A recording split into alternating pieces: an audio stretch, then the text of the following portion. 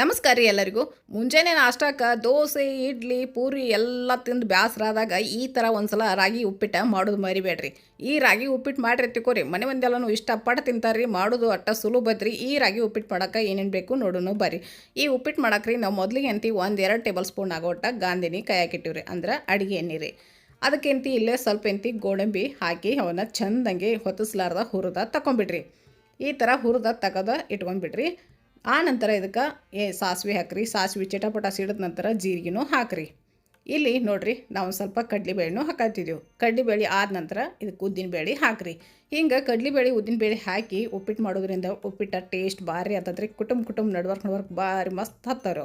ಈಗ ನೋಡಿರಿ, ಸ್ವಲ್ಪ ಕರಿಬೇವು ಸೇರಿಸಿದೀವಿ ರೀ. ಕರಿಬೇವು ಆದ ನಂತರ ಇದಕ್ಕೆ ಹಸಿಮೆಣ್ಸಿಕಾಯಿ ಖಾರಕ್ಕೆ ಎಷ್ಟು ಬೇಕು ನೋಡಿ ಅಷ್ಟು ಹಸಿಮೆಣ್ಸಿಕಾಯಿ ಹಾಕಿರಿ. ಆ ನಂತರ ಇಲ್ಲೊಂದೆರಡು ಉಳ್ಳಾಗಡ್ಡಿ ಕಟ್ ಮಾಡಿದ್ದೀವಿ. ಉಳ್ಳಾಗಡ್ಡಿ ಸ್ವಲ್ಪ ಇದಕ್ಕೆ ಜಾಸ್ತಿ ಹಾಕಿರಿ. ಉಪ್ಪಿಟ್ಟು ಉಳ್ಳಾಗಡ್ಡಿ ಜಾಸ್ತಿ ಇತ್ತಂದ್ರೆ ಉಪ್ಪಿಟ್ಟು ಭಾಳ ಟೇಸ್ಟ್ ಆಕತ್ರಿ. ಆ ನಂತರ ಇಲ್ಲಿ ಒಂದು ಅರ್ಧ ಗಜ್ರಿಕಾಯಿ ಕಟ್ ಮಾಡಿಟ್ಟಿದ್ದೀವಿ. ಗಜ್ರಿ ಅಂದ್ರೆ ಕ್ಯಾರೆಟ್ ರೀ. ಅದನ್ನು ತಂದು ನಾವು ಇದ್ರ ಹಾಕಿ ಇದನ್ನು ಚೆಂದಾಗೆ ಮಿಕ್ಸ್ ಮಾಡೋಣ್ರಿ. ಈಗ ಇದೆಲ್ಲ ಮಿಕ್ಸ್ ಮಾಡಿ ನಂತರ ಇದಕ್ಕೆ ಒಂದು ಅರ್ಧ ಟೊಮೆಟೊ ಹಾಕ್ಕೊಂಡ್ರಿ. ನೀವು ಹೆಚ್ಚು ಕಡಿಮೆ ಮಾಡ್ಕೋಬೋದು. ಟೊಮೆಟೊ ಬೇಡ ಅಂದ್ರೆ ಸ್ಕಿಪ್ಪು ಮಾಡ್ಬೋದು. ಇಲ್ಲ ಅಂತಂದರೆ ಇನ್ನೂ ಒಂದು ಸ್ವಲ್ಪ ಬೇಕಾದ್ರೆ ನೀವು ಹಾಕ್ಕೋಬೋದು ರೀ. ನೋಡಿರಿ, ಅದನ್ನೆಲ್ಲ ಚೆಂದಂಗೆ ಮಿಕ್ಸ್ ಮಾಡಿರಿ. ಇದು ಟೊಮೆಟೊ ಜಲ್ದಿ ಸಾಫ್ಟ್ ಆಗ್ಬೇಕಾರೆ ಇದಕ್ಕಿಂತ ಸ್ವಲ್ಪ ಉಪ್ಪು ಹಾಕಿರಿ. ಉಪ್ಪು ಎಷ್ಟು ಬೇಕು ನೋಡಿ, ರುಚಿಗೆ ತಕ್ಕಷ್ಟು ಉಪ್ಪು ಹಾಕಿರಿ.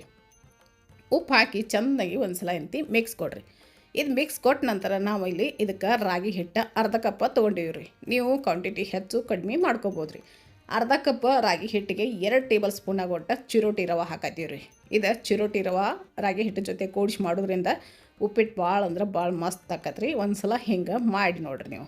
ಈಗ ನೋಡಿರಿ, ಅದನ್ನು ಗ್ಯಾಸ ಮೀಡಿಯಮ್ ಇಟ್ಟು ಚೆಂದಾಗಿ ಒಂದು 5 ನಿಮಿಷ ತನಕ ಬಿಡ್ಲಾರ್ದ ಚೆಂದಂಗೆ ಹುರಿರಿ.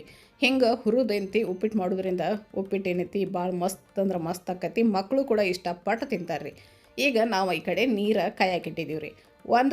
ಅರ್ಧ ಕಪ್ ರಾಗಿ ಹಿಟ್ಟು ರೀ. 2 ಟೇಬಲ್ ಸ್ಪೂನ ರವಾಕ್ಕೆ ನಾವು ಇಲ್ಲಿ 3 ಕಪ್ ನೀರು ಕಾಸಿ ಹಾಕಿದ್ದೀವಿ ರೀ. ಅಂದ್ರೆ ನೀರು ಕುದಿ ಬಂದಿದ್ದು ಹಾಕಿದ್ದೀವಿ ರೀ. ಈಗ ಸ್ವಲ್ಪ ಮನ್ಯಾಗ ಮಾಡಿದ ಬೆಣ್ಣೆ ಹಾಕತ್ತೀವಿ ರೀ. ನೀವು ಬೆಣ್ಣೆ ಬದಲಿ ಇಲ್ಲೇ ತುಪ್ಪನೂ ಹಾಕ್ಬೋದು ರೀ. ಹಾಕಿ ಒಂದು ಸಲ ಚೆಂದಾಗೆ ಮಿಕ್ಸ್ ಕೊಡ್ರಿ.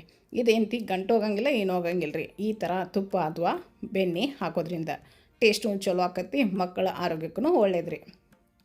ಎಲ್ಲರೂ ತಿನ್ಬೋದು ರೀ. ಈಗ ನೋಡಿರಿ, ಹಿಂಗೆ ಒಂದು ಸಲ ಲಿಡ್ ತೊಗೊಂಡು ಮುಚ್ಚಿಬಿಡ್ರಿ. ಅದು ಈಗ ನೋಡ್ರೆ ಮಿದು ಐತ್ರಿ. ಇದು ತಣ್ಣಗಾಕತ್ತಿರಲ್ಲ ರೀ, ಆವಾಗ ಭಾಳ ಇನ್ನೂ ಗಟ್ಟಿ ಆಕತ್ತಿರದ. ಈಗ ಇದಕ್ಕೆ ಕೊತ್ತಂಬರಿ ಸೇರಿಸಿ ಅದನ್ನು ಚೆಂದಂಗೆ ಒಂದು ಸಲ ಮತ್ತೆ ಮಿಕ್ಸ್ ಕೊಡ್ರಿ. ಮಿಕ್ಸ್ ಕೊಟ್ಟು ಸಣ್ಣ ಗ್ಯಾಸ್ ಮೀಡಿಯಮ್ ಇಟ್ಟು ಒಂದು 2 ನಿಮಿಷ ಬಿಟ್ಬಿಡ್ರಿ. ಆ ನಂತರ ಈಗ ತೆಗೆದು ನೋಡ್ಬೋದು ರೀ. ಈಗ ಗಟ್ಟಿ ಆಗೈತೆ ರೀ.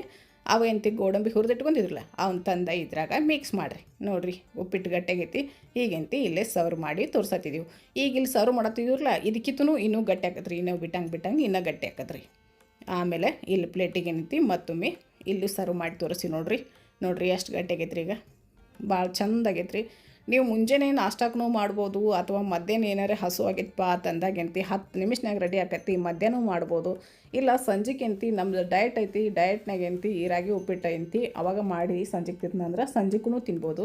ನಿಮಗೆ ಯಾವಾಗ ಬೇಕಾ ಆವಾಗ ಈ ಉಪ್ಪಿಟ್ಟು ಮಾಡಿ ತಿಂದು ಕಮೆಂಟ್ನಾಗ ಹೆಂಗೆ ಬಂದಿತ್ತು ಉಪ್ಪಿಟ್ಟತ್ತೆ ತಿಳಿಸೋದ ಮರಿಬೇಡ್ರಿ. ನಮ್ಮ ವಿಡಿಯೋ ಇಷ್ಟ ಆದರೂ ಬೇರೆದವ್ರಿಗೂ ಶೇರ್ ಮಾಡಿರಿ. ಫೇಸ್ಬುಕ್ದಾಗ ಫಾಲೋ ಮಾಡಿಲ್ಲ ಅಂದ್ರೆ ಫಾಲೋ ಮಾಡಿರಿ.